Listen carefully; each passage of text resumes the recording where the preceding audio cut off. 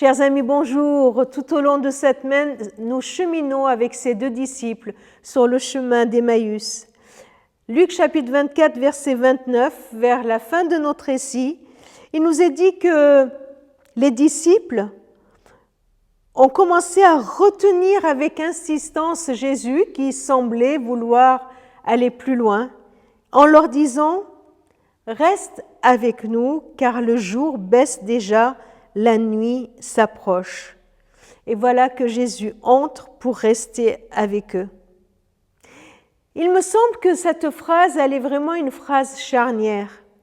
Si jusque-là, Jésus était venu sur leur chemin, était entré en discussion avec eux, avait marché avec eux, sans que ses disciples le lui aient demandé, là, à ce moment-là, eh bien, les choses changent parce que Jésus reste parce qu'on le lui demande.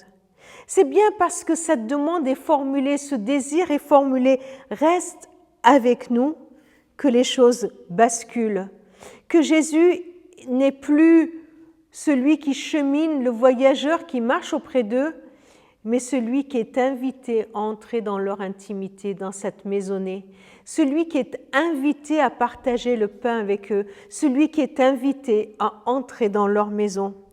Jésus ne s'impose pas. Il ne s'impose pas à ta vie et il ne s'impose pas à ma vie.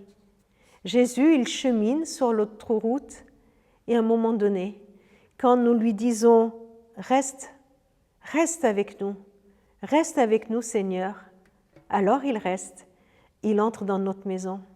C'est le verset d'Apocalypse, cette invitation qui nous est faite et qui nous dit « Me voici à la porte et il frappe ». Celui qui entend, qui ouvre la porte, eh bien le Christ pourra rentrer pour souper avec nous et pour partager un moment avec nous.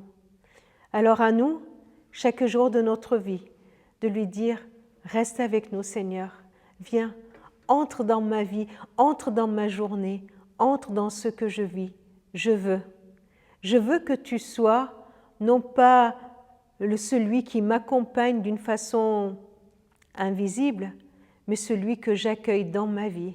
Reste avec moi aujourd'hui encore. »